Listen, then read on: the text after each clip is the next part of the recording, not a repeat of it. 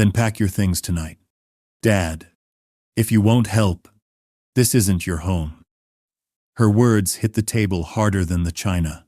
Steam thinned into the winter air from the window. Lauren kept cracked. Dennis smiled at his tablet. Ethan stared at his phone. Mia watched me with careful eyes. I had spent 3 winters here after my wife, Claire, passed. I shoveled their driveway at dawn, paid the gas bill when the furnace died, and never asked for the money back. I bought Ethan's last semester when his scholarship slipped. I paid Mia's braces when the insurance would not. I fixed the railing Dennis promised to fix and never did. Tonight he cleared his throat. Henry, this is a rare opportunity. We just need you to co-sign a small line of credit. It opens doors. He said it like a rope to a drowning man. I set down my fork. I will not put my name on new debt. I will not do that to my retirement or to your mother's memory. The room went thin. Lauren looked at me as if I had slapped her. We have carried you for years. We gave you a room when you were alone. Now, when we need you, you choose your pride. I chose my spine. I folded my napkin. I loved you enough to be the boring man who shows up. I am done being the man you spend. Dennis leaned back. So that is your final answer. My final answer is no. The knife on the table gleamed. Ethan kept scrolling. Mia did not. She whispered, "Grandpa, are you okay?"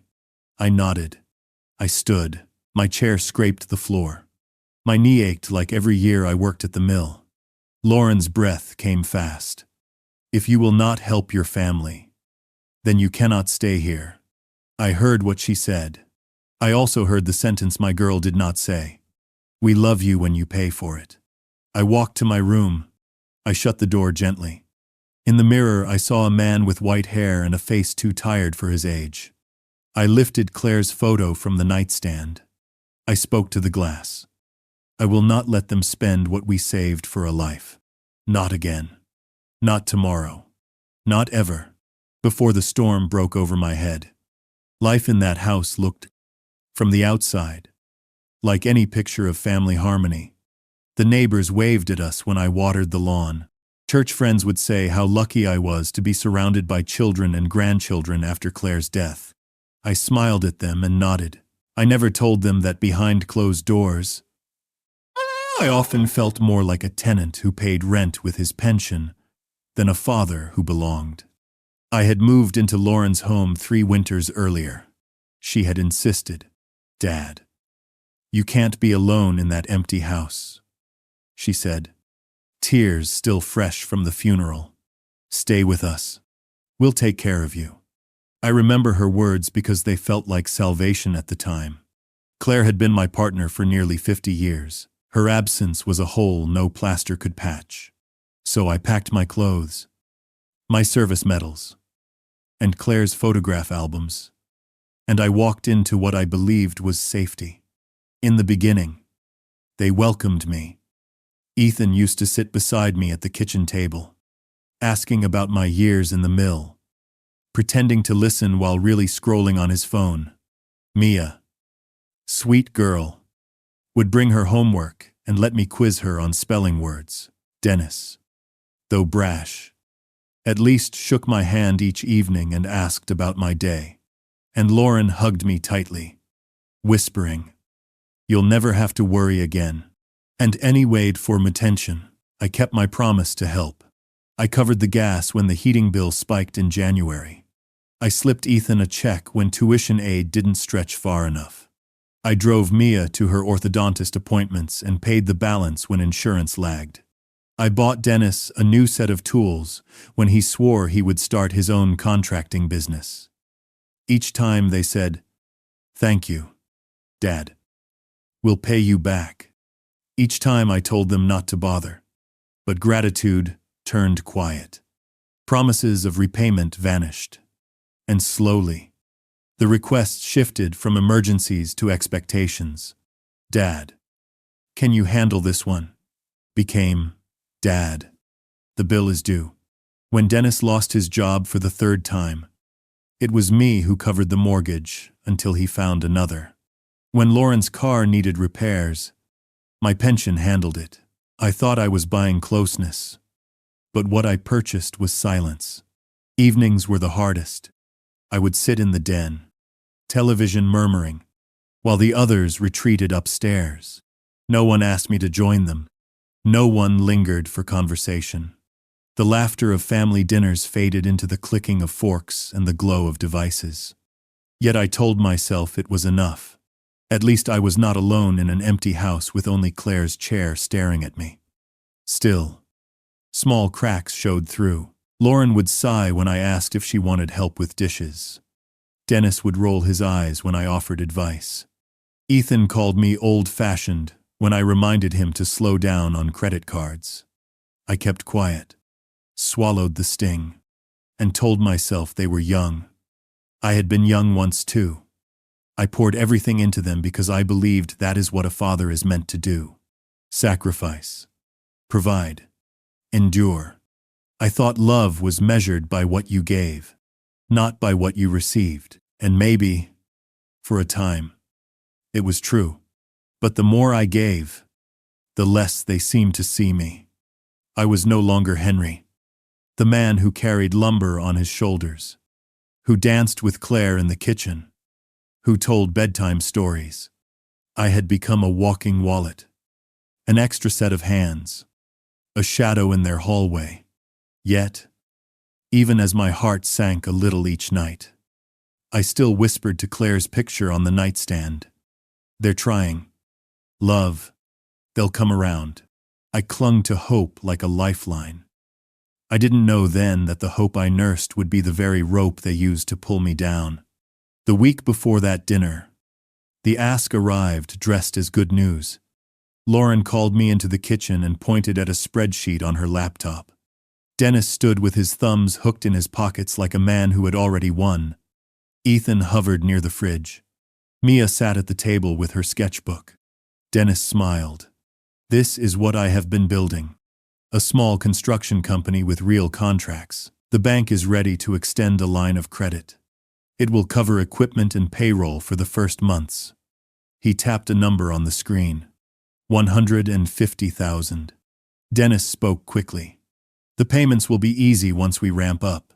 We just need a guarantor. Someone the bank trusts." He glanced at me. "Your name would open the door." Lauren reached for my hand. "It is not a handout, Dad. It is a bridge. We will pay on time. The company will take care of the family." I studied the spreadsheet. The profit column was fat. The risks column was thin.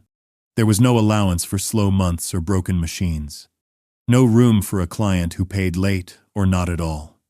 The numbers were tidy line after tidy line.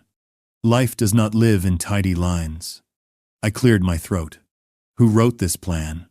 Dennis frowned. "I did. With a friend in finance. He believes in us." Ethan chimed in. "Construction is booming. If we do not move now, we will miss the wave. Waves also drown." I thought. I asked about collateral and insurance. I asked what happened if the first contracts fell through. Dennis answered with confidence that made my teeth ache. His solutions were untested. Most required more money. Mia slid her pencil behind her ear. "Grandpa, do you not like the idea?" I liked it when her mother smiled. I liked it when her father stood tall. I also liked the idea of not losing the home I had paid off after 40 years. I could not be the floor they stepped on so they could reach for clouds. I said I would think about it. Dennis clapped my shoulder like we had struck a deal. He promised to set a meeting with the banker. He used the word "we" as if I had already agreed. 2 days later, we sat in a glass office at the branch. The banker was young and polite. He wore a bright tie and a steady smile. He slid printed pages across the desk. Dennis talked about growth. The banker nodded. When it was my turn, my questions tugged at the glossy surface until the shine peeled back. I asked how long the bank would wait if a payment went late. I asked what it meant to guarantee. He explained that if the business could not pay, The guarantor would. The bank could come to me. They could come to my savings. They could place a lien on my property. Dennis laughed. Henry has plenty to cover that. He nudged my elbow like we were buddies. The banker laughed too. I was the only one not laughing. Lauren tightened her grip on her purse. Dad. This is our chance to make everything easier. Think of Mia. Think of Ethan. Think of the years you have carried us. Let this carry you for once. Her words sounded like kindness, but they felt like a hand in my pocket. I looked at the signature line. My name belonged to me. It belonged to my wife who was not here to warn me. It belonged to the old man I would become if the bank came knocking. I asked for time. Dennis signed his parts. The banker shook my hand and said he looked forward to seeing me again soon. That night I opened the drawer in my room and took out a yellow notebook. I wrote down every bill I had helped with since moving in. The mortgage, the copays, the tires and the brake job, the monthly transfers no one mentioned but everyone counted on. I watched the numbers climb. In the margin I wrote one sentence. Do not risk your name. Morning came and the house smelled like coffee and impatience. Dennis asked how I felt about the meeting. Ethan asked if I was excited. Lauren asked when we could sign. Mia ate her toast and did not look up. I took a breath. I told them no. Silence fell heavy. Lauren blinked as if the words stung her eyes. Dennis smiled. A very small smile that was not friendly. Ethan muttered that old people ruin everything. Mia whispered my name. Not Grandpa, but Henry. As if she could hold me steady with that one word. Lauren spoke softly. But the corners were hard. We can talk about this tonight. You will see it our way when we go over it again. She kissed my cheek like a seal on a letter already sent. I nodded because I was tired. I had spent 3 years nodding. I drove home at dusk. The table was set when I walked in. The roast sat on a platter. The vegetables steamed. The white plates glowed. My seat waited like a test. Dennis cleared his throat. Ethan put his phone face down. Lauren held her breath. The ask was back. This time it had my daughter's eyes. The knife of betrayal never comes loud. It slides in quiet. With a sentence you never thought you would hear from the mouth of your own child. That night, the roast sat untouched on my plate when Lauren's voice cut through the air. If you will not sign, then maybe you should not expect to stay here. I looked at her, certain I had misheard. The girl I once carried on my shoulders, who clung to my hand at the county fair, who sobbed into my chest when Claire's casket lowered, had just threatened to throw me out of her home. Dennis shifted in his chair, his eyes darting between us. Ethan smirked like he was watching a movie. Mia froze, fork halfway to her mouth. I whispered, "What did you say?" Lauren repeated it. Slower, sharper. If you are not willing to stand with this family, then do not expect to live off us any longer. Off them. The words echoed. I had paid their mortgage last winter. I had replaced their washing machine when it flooded the basement. I had covered Ethan's books, Mia's braces, Dennis's overdue truck payment. Off them. I placed my fork down carefully. Because my hands were trembling, I said, "For 3 years I have given every piece of me to keep this house steady, and you tell me I am living off you." Dennis put his hand on her arm. "Lauren, calm down." She shook him off. "No. He needs to hear it. We gave him shelter. We gave him company. And when we ask for one thing, just once, he turns selfish. Selfish." The word clanged in my head like a church bell. I remembered the Christmas when I sold my own tools to buy her the piano she begged for. I remembered working double shifts to put her through college. I remembered Claire telling me, "She will always know what you gave." I looked at Mia. She was crying, silent tears sliding down her cheeks. Ethan muttered, "This is ridiculous. If he will not help, then he should go." I pushed back my chair. My legs shook under me. But I stood tall. I said, "You speak to me like I am a stranger. Like I never bled for you. If that is what my name means here now, then I have heard enough." Lauren crossed her arms. "Then decide.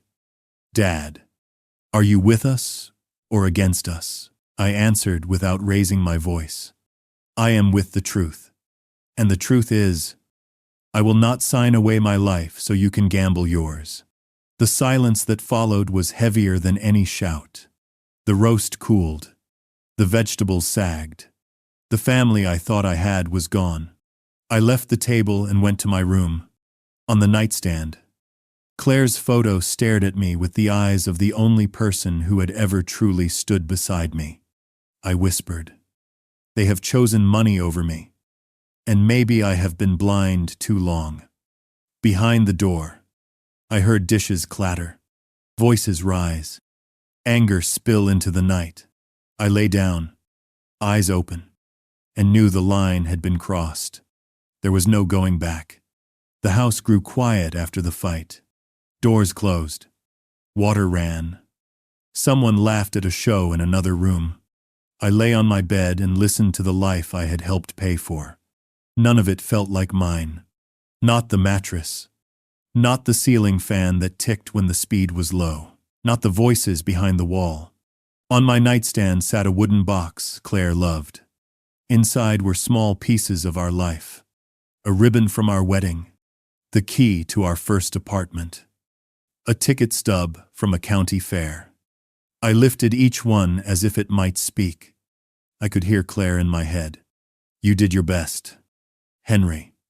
You always did your best." I met her when I was 20. She worked the register at a hardware store. I bought nails I did not need just to see her smile. We ate sandwiches by the river on our second date. She wanted a house with a porch. I wanted a girl who would sit with me on it when I was old. We kept both promises. We did not have much in the beginning. I carried lumber until my shoulders burned. She took extra shifts. We saved coins in a jar and called it the porch fund. On Friday nights, we danced in our kitchen. On Sundays, we walked past houses we could not afford and picked paint colors from our dreams. When Lauren was born, we painted the nursery yellow, a soft shade Claire called sunshine. I remembered the day I taught Lauren to ride a bike. The driveway was cracked. The front tire wobbled. She kept looking back to make sure I was there. I ran until my knees ached. I let go only when I was sure she could balance. She made it to the end of the street and turned. Her face was all light. She waved and shouted that she did it. I stopped to catch my breath against the mailbox. I did not mind. That is what fathers do. They run behind and pretend it is easy. There were birthdays with lopsided cakes. Winters when the furnace coughed but did not quit. School plays where Lauren searched the crowd until she found my face. After each show, she handed me paper flowers and I told her they were better than roses. Claire pressed her shoulder to mine. We were not rich. We were a family. When Claire got sick, the house felt different. The kitchen smelled like medicine, the bedroom filled with quiet. I learned how to warm soup the way she liked it. I learned how to braid her hair when it grew thin. She apologized on the days she was too tired to talk. I told her there was nothing to forgive. On the last morning, she held my hand and said 3 words. "Keep choosing love." I said I would. I meant it. After the funeral, Lauren begged me to move in. The old house felt like a museum. I told myself community would help me heal. At first it did, but grief is a long road. It bends in places you cannot see. You forgive too much because anything is better than empty rooms. You call pain patience. You call fear loyalty.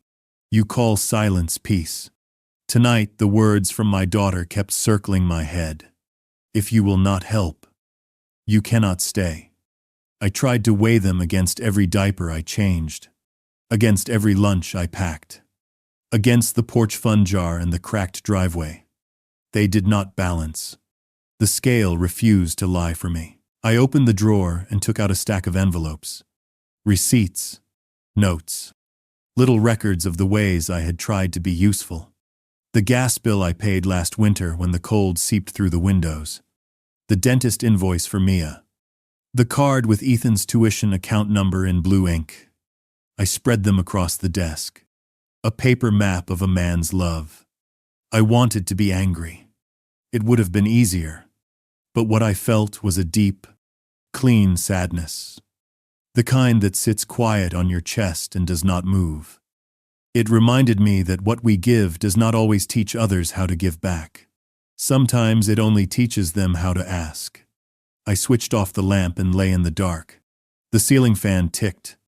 A car passed outside. I thought of the porch we finally built. Of the 2 chairs we placed side by side. One chair was empty now. I had tried to fill the space by filling other people's plates. It had not worked.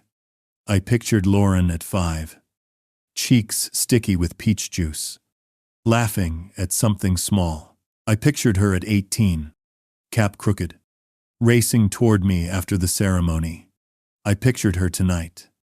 Arms crossed. Eyes hard. I asked myself which version needed me more. The truth sat in the room. The child needed a father. The woman wanted a sponsor. I whispered into the dark. Claire, if you can hear me. I am tired. I am tired of proving that I am worthy of a chair at my own table.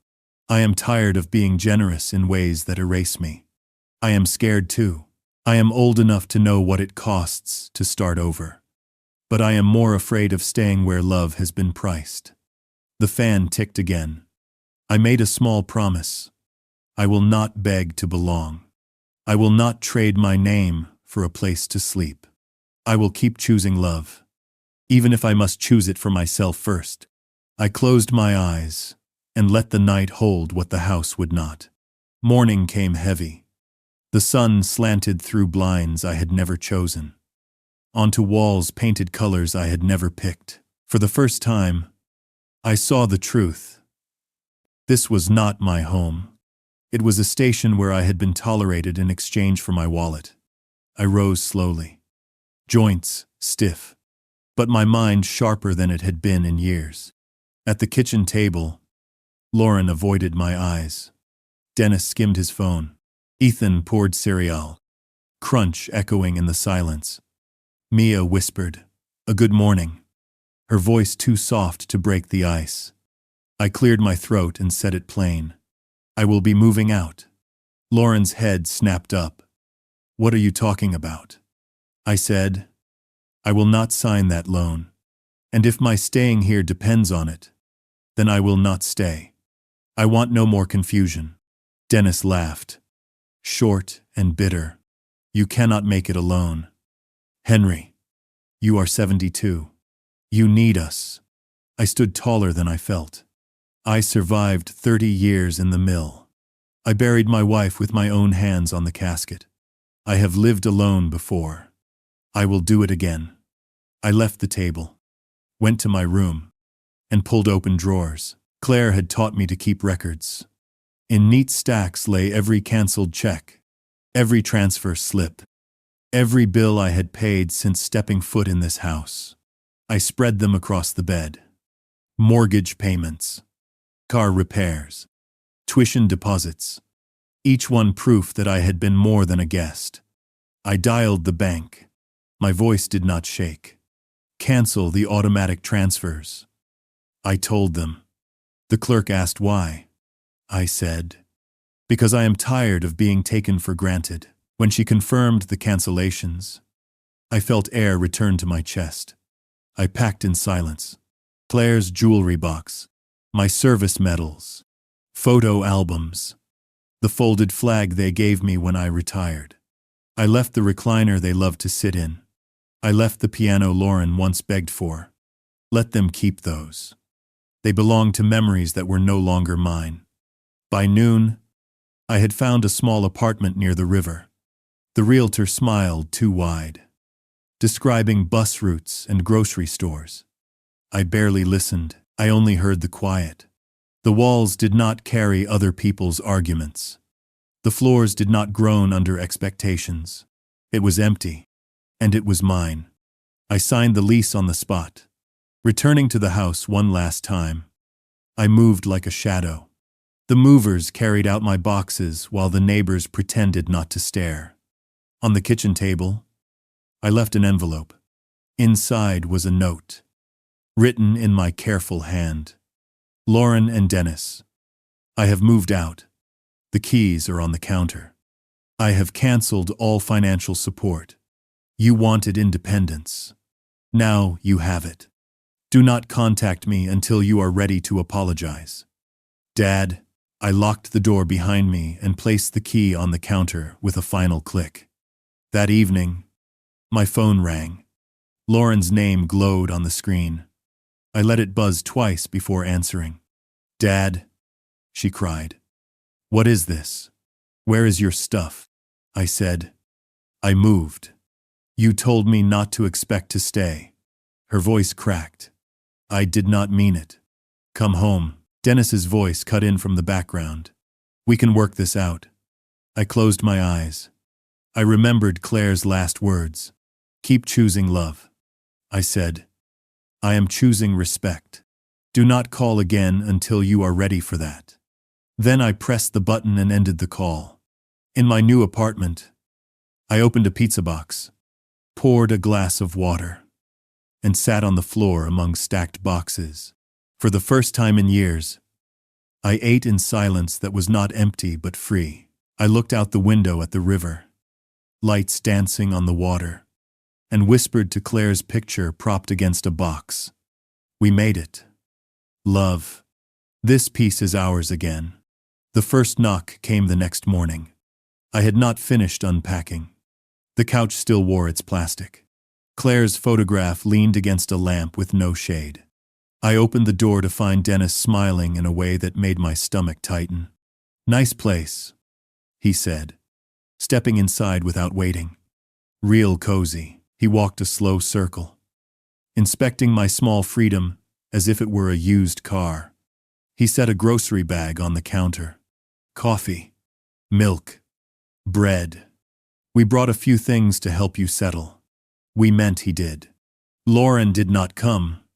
Dennis poured himself a glass of water and leaned against the counter like he owned it. There is no reason to be dramatic. Henry, sign the line of credit. We will handle the rest. Your name just shows the bank you believe.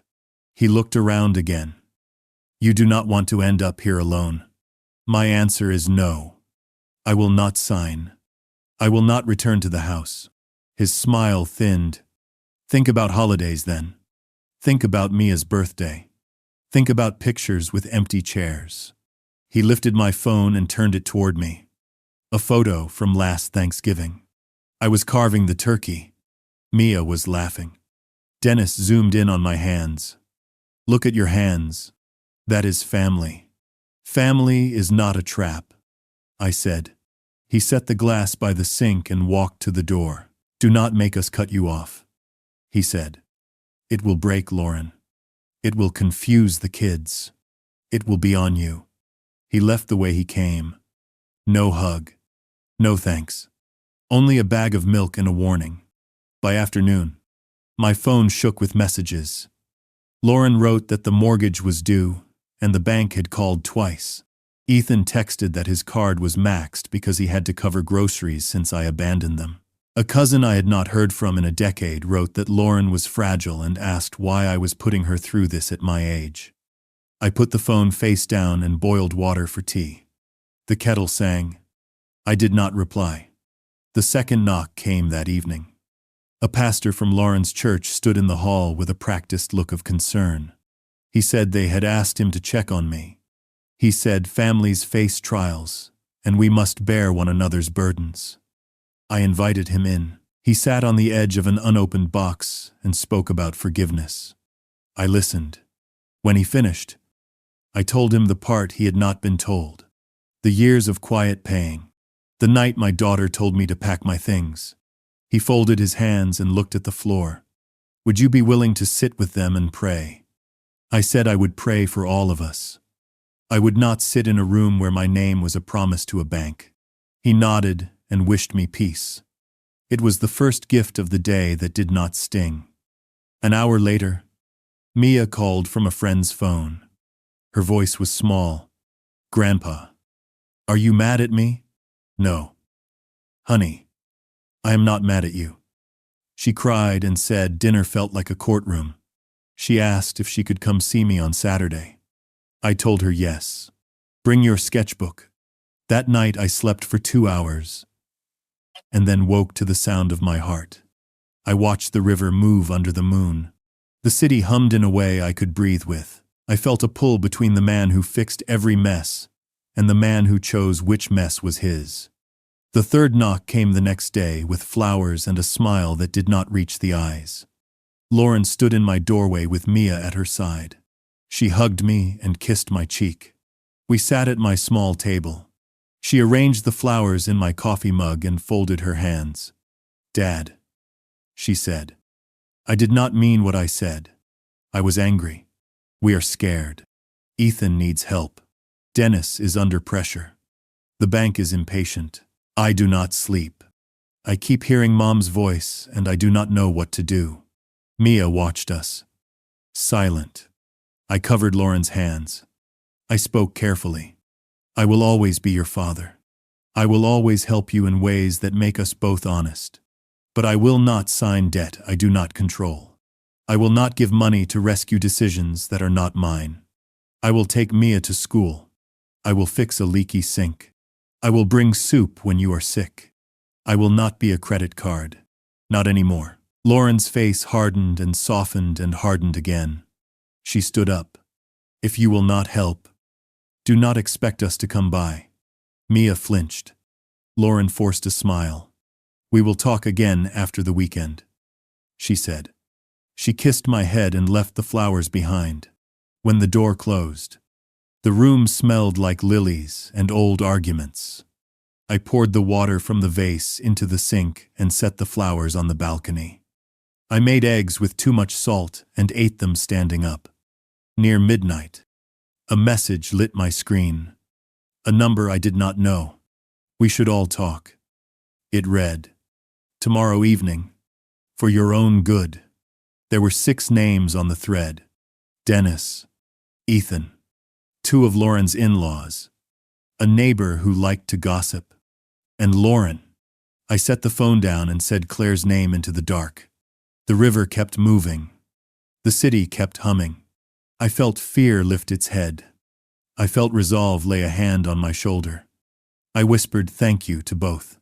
I slept until morning without dreaming. The text had not been a suggestion. It was a summons. By evening the next day, 6 shadows filled the hallway outside my apartment.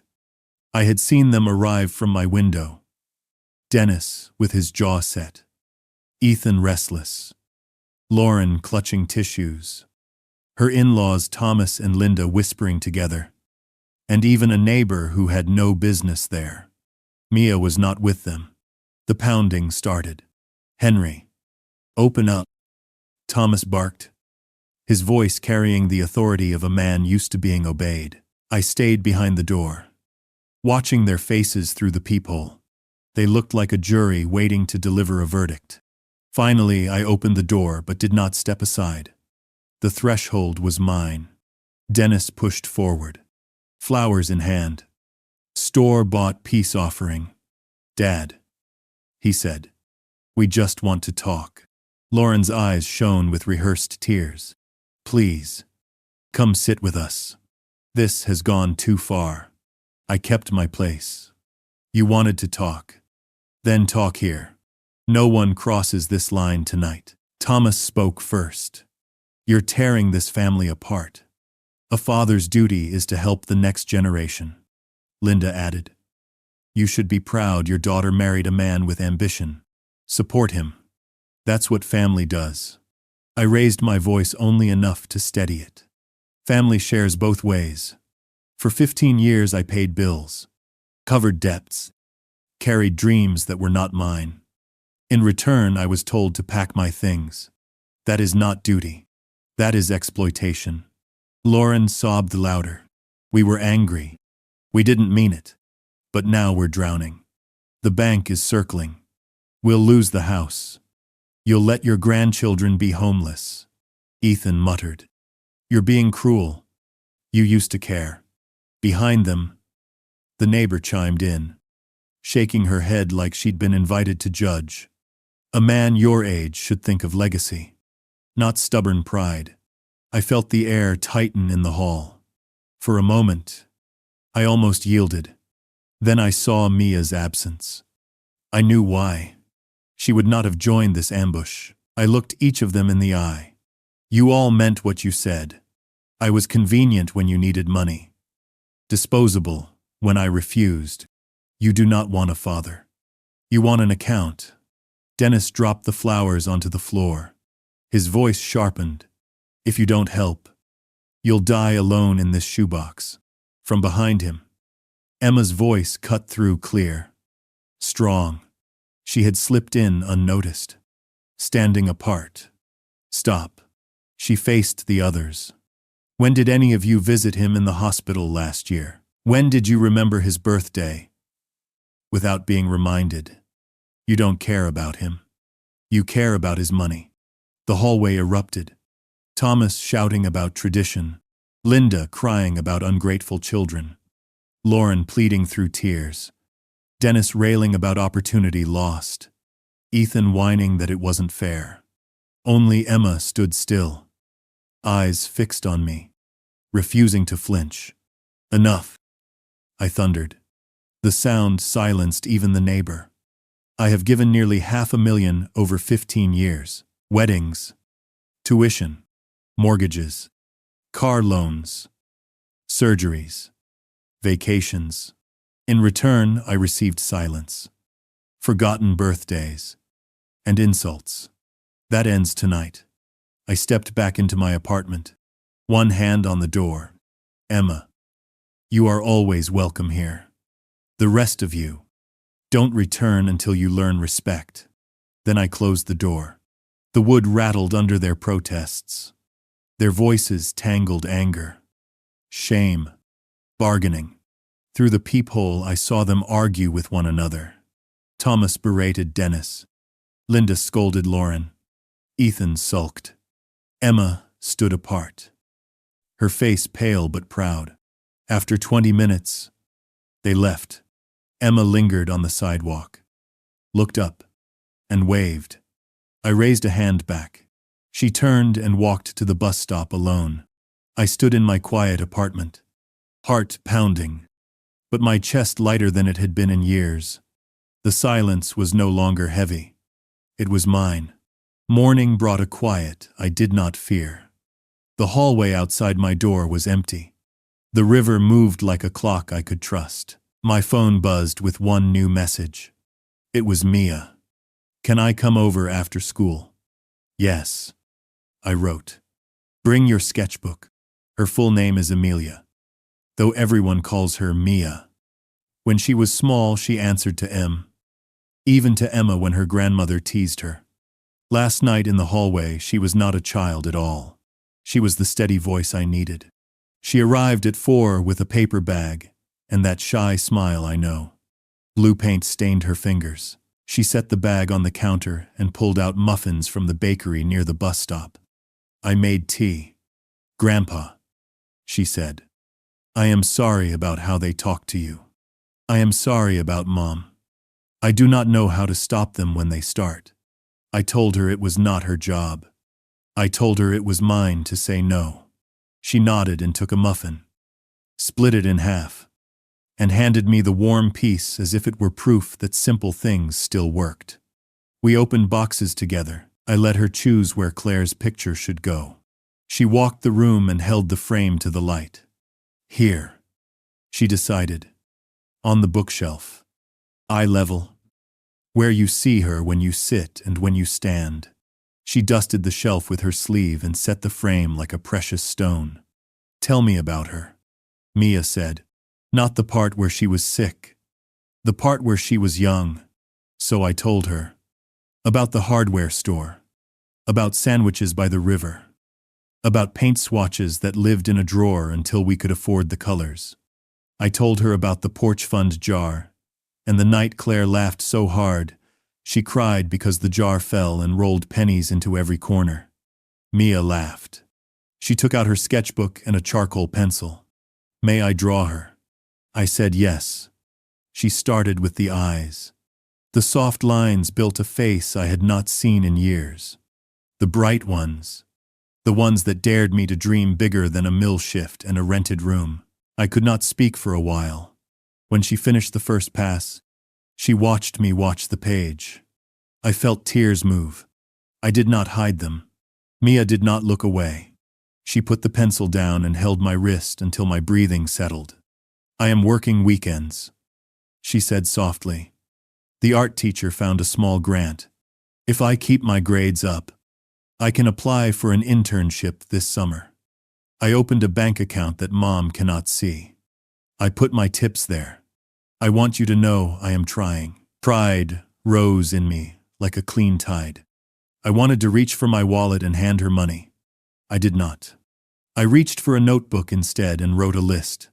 Ways I will help. I said, rides to your classes when you need them. Dinner here once a week that you choose and cook with me. A safe place to study. A spare key for emergencies. Advice when you ask. And the last line was this. Honest help only. No secret cash. No rescues from choices that teach better than my lectures. She read the list twice and nodded. She tucked it into her sketchbook like a contract. Grandpa, can I ask for one more thing? Teach me the porch fund jar. I want to save for something that matters. Maybe not a porch. Maybe a trip to the museum. Maybe a summer class. Something I can point to and say I did that. We found an old coffee tin in a box with Claire's measuring cups. We washed it and dried it and set it by the window. Mia drew a small label and pressed it to the metal with her palm. Porch fund. She wrote, then smiled and crossed the word porch and wrote courage. Courage fund. We both laughed. It felt right. When she left, I walked her to the bus. The sky was cold and clear. She shoved her sketchbook under her coat and leaned into me like she had when she was little, and wind scared her.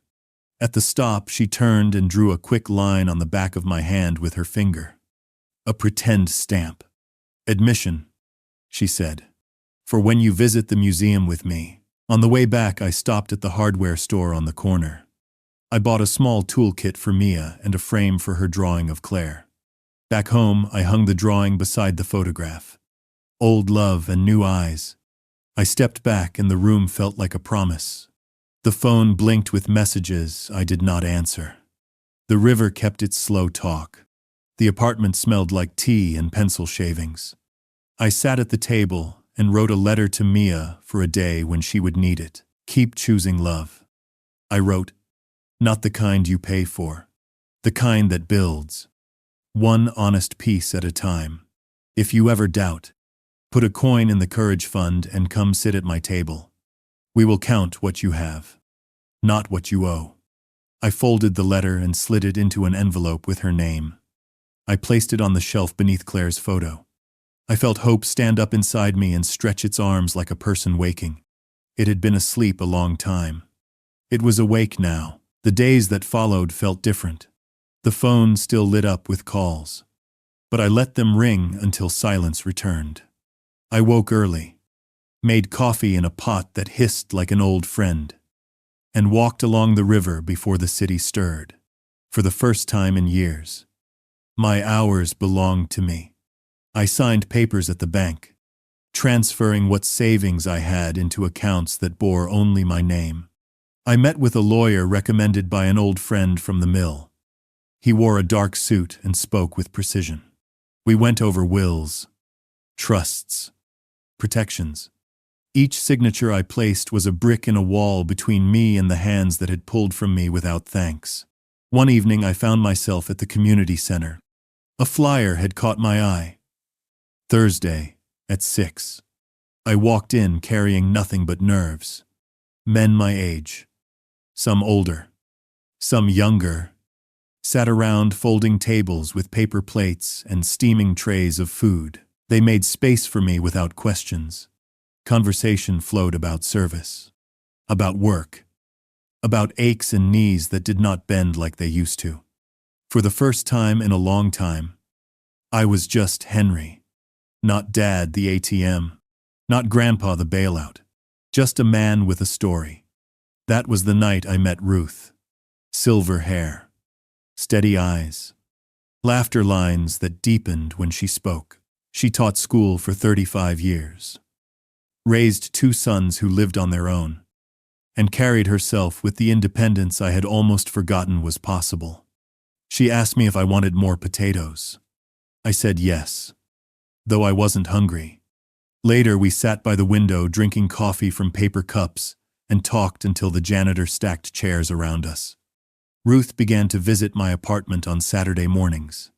She brought cookies in tins and told me about her garden. I showed her Mia's drawing of Claire, and she traced the lines with reverence. She did not fill silence with chatter. She let it breathe, and that was a gift. Mia continued to visit.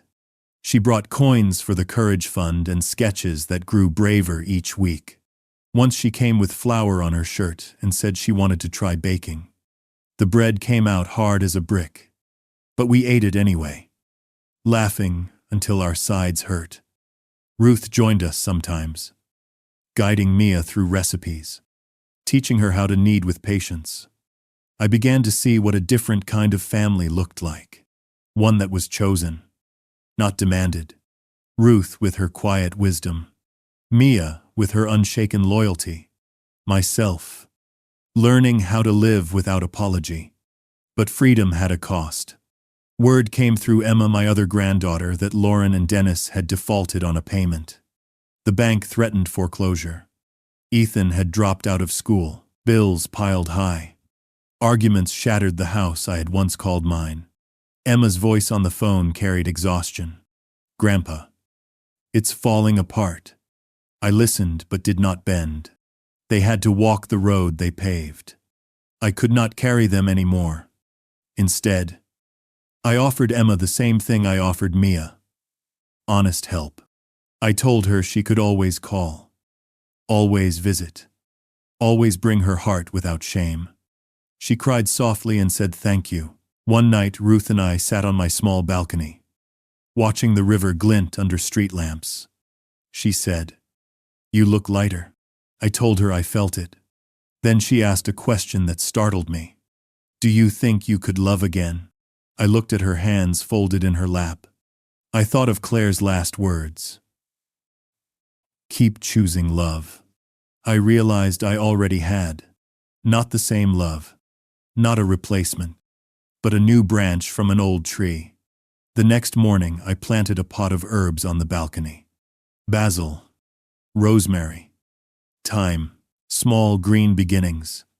I set Mia's Courage Fund tin beside them to catch the sunlight. The phone rang again that afternoon. Lauren's number. I let it ring until it stopped. Then I looked at Ruth, who was watering the herbs, and Mia, who was sketching on the floor. And I knew I had everything I needed in that small, quiet space. Collapse does not come all at once. It arrives in small notices and heavy envelopes. Then it shows up with a moving truck. Mia called first. She said the bank had posted a pink paper on the front door. She said Mom was pale. She said Dennis could not be found. I listened with a pencil in my hand and wrote the date in my notebook. I did not go over. I did not write a check. I brewed tea and looked at the river until my breathing matched its pace. A week later, Ethan showed up at my apartment with a backpack and buzzed hair. He stood awkwardly at my door. I dropped out. He said, "Classes were dumb. The school wanted money for credits I never used." He did not ask to come in. I opened the door and let him sit at my table. "Do you have a plan?" I asked. He shrugged. "Maybe I will couch surf.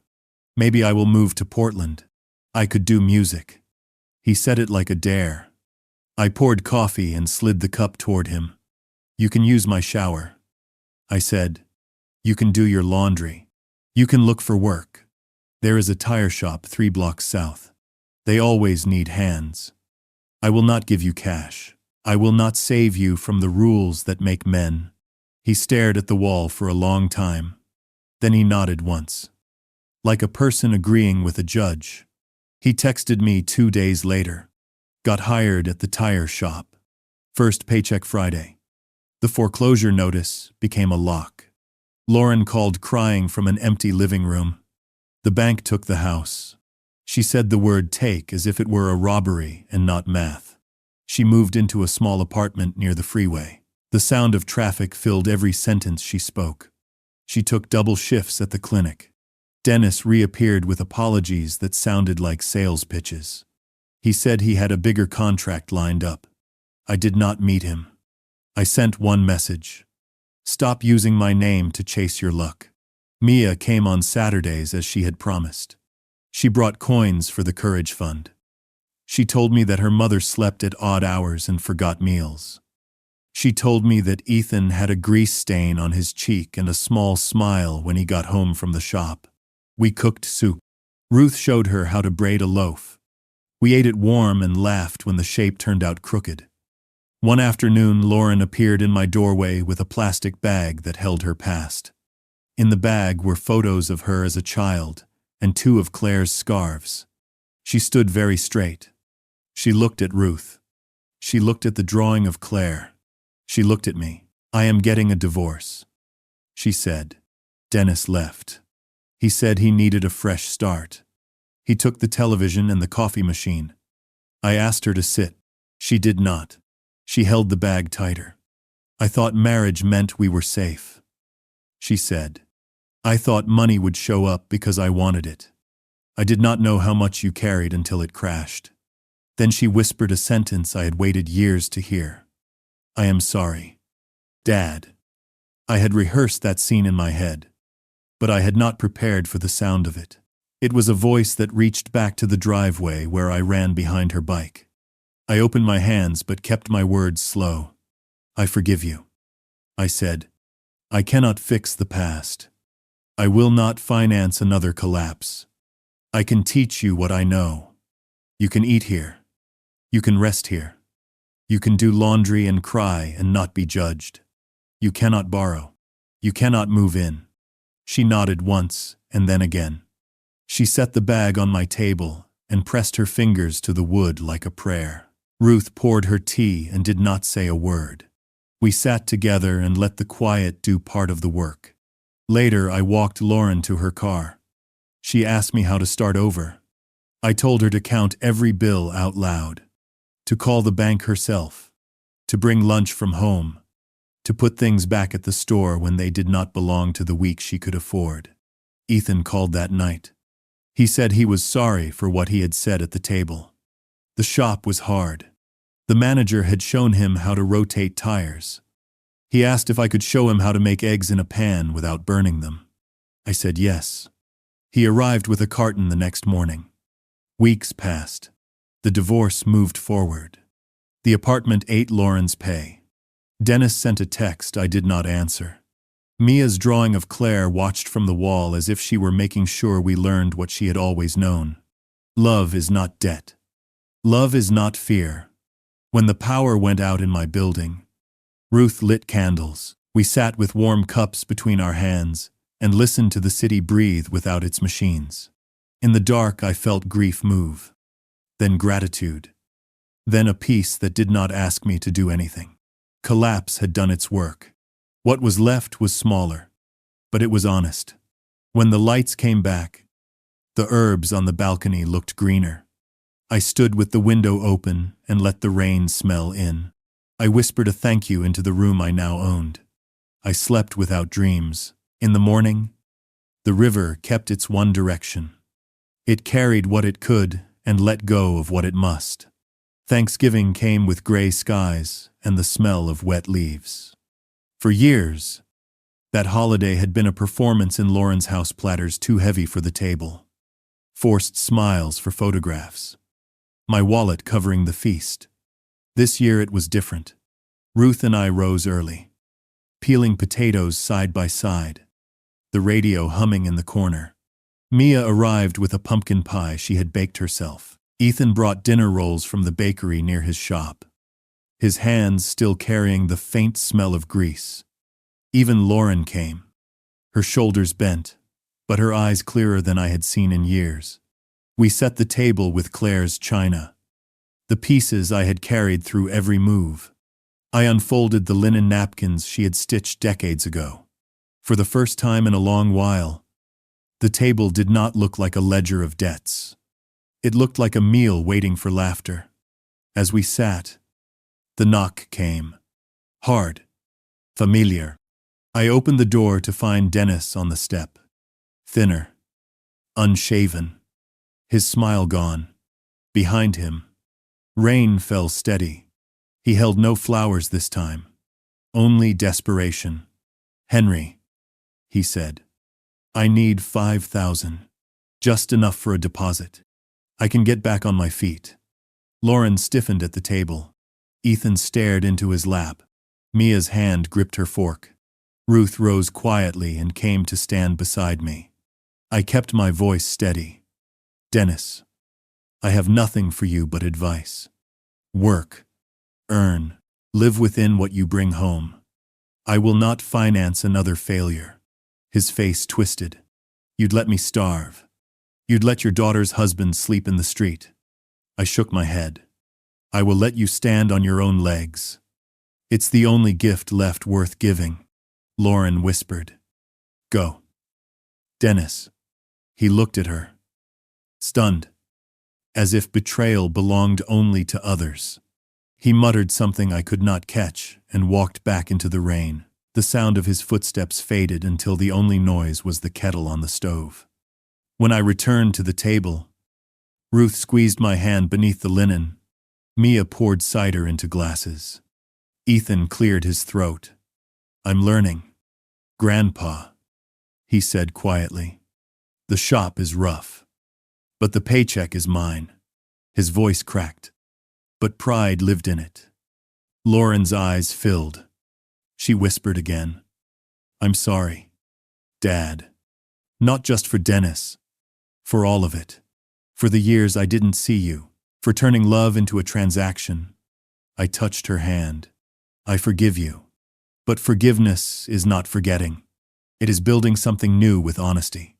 If you want to share my table, you come as my daughter, not as my debtor."